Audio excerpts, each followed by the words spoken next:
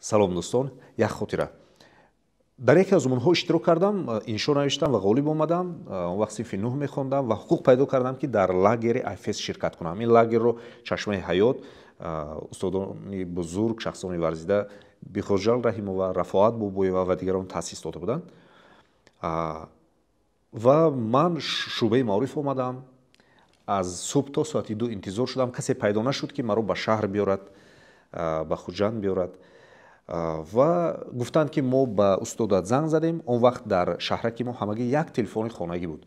гуфтанд ки мо ба як нафар занг задем, оне ки телефон дорад, он нафар ба устодат мегӯяд Умед Раҳмонов ва устодат омада туро аз автовокзал ба шаҳр мебаранд. хулас автовокзал омадем. аз соати 2 интизори устодам будам ва ҳар лаҳза вақте ки ҳар як соати муайян автобус гирон мешуд, ба раҳ мебаромад, умедҳои ман кам шудан мегирифт.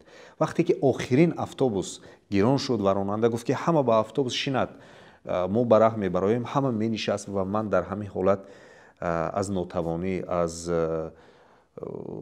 бекасӣ гиристам ва хеле ғамгин шудам.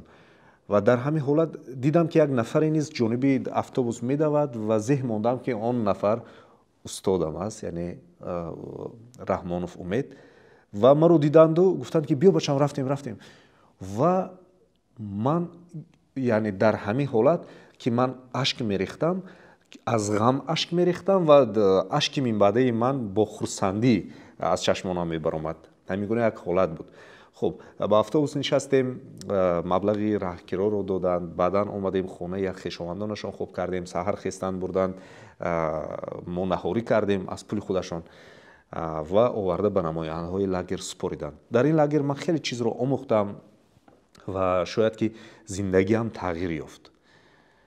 дар ҳамин ҷо метавон як чиро хулоса кард ки барои муваффақияти шогирд, барои муваффақияти як нафар, устоди содиқ ва устоде ки беминнат барои фарзандони миллат хизмат мекунад хеле лозим аст.